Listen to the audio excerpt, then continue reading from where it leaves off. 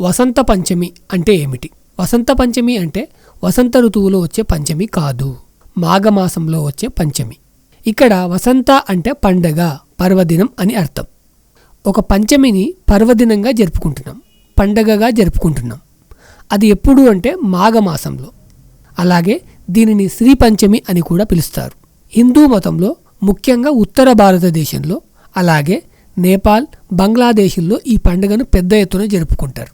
చాలా వరకు ఈరోజు పసుపు రంగు బట్టలు ధరిస్తారు, ఎందుకంటే పసుపు రంగు వసంత ఋతువును సూచిస్తుంది.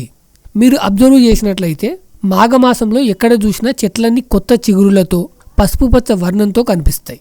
పొలాల్లో పండే పంటలు కానీ, ఇంకా మిగిలిపోయిన ఇతర చెట్లు కానీ బంగారం వలె మెరుస్తూ ఉంటాయి.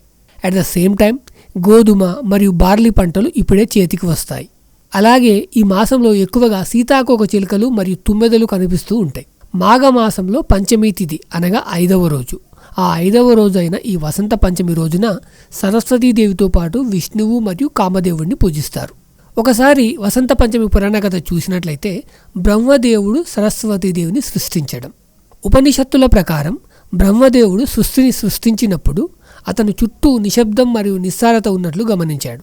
ఈ నిశ్శబ్దాన్ని తొలగించడానికి మరియు ప్రపంచంలో జ్ఞానం మరియు సంగీతాన్ని ప్రసరింపజేయడానికి అతను విష్ణువుని స్తుతించాడు.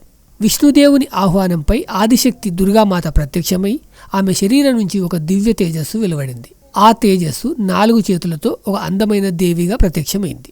ఆమె ఒక చేతిలో వీణ, 2వ చేతిలో వరముద్ర, 3వ చేతిలో పుస్తకం, 4వ చేతిలో జపమాల ఉంది. ఆ దేవత తన వీణను వాయించింది. దాని వలన ప్రపంచంలోని అన్ని జీవులకు మాట్లాడే శక్తి లభించింది. అప్పుడు అందరు దేవతలు ఆమెను సరస్వతీదేవిగా గౌరవించారు.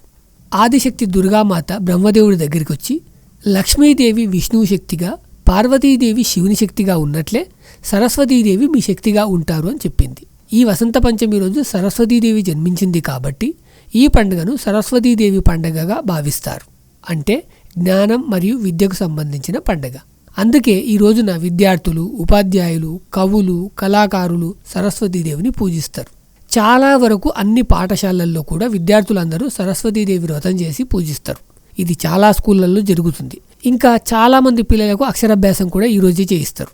కవులు, రచయితలు, సంగీతకారులు మరియు ఇతర కళాకారులు తమ పనిముట్లు ఏవైతే ఉంటాయో వాటిని సరస్వతీదేవి విగ్రహం ముందు పెట్టి పూజిస్తారు. వీలైనంత వరకు అందరూ కూడా పసుపు రంగు బట్టలే ధరిస్తారు. ఎందుకంటే పసుపు రంగు జ్ఞానం, కాంతి మరియు అభివృద్ధికి సంకేతం. ఉత్తర భారతదేశంలో వసంత పంచమి పండుగ రోజున గాలిపటాలు ఎగరవేయడం ఒక సాంప్రదాయం.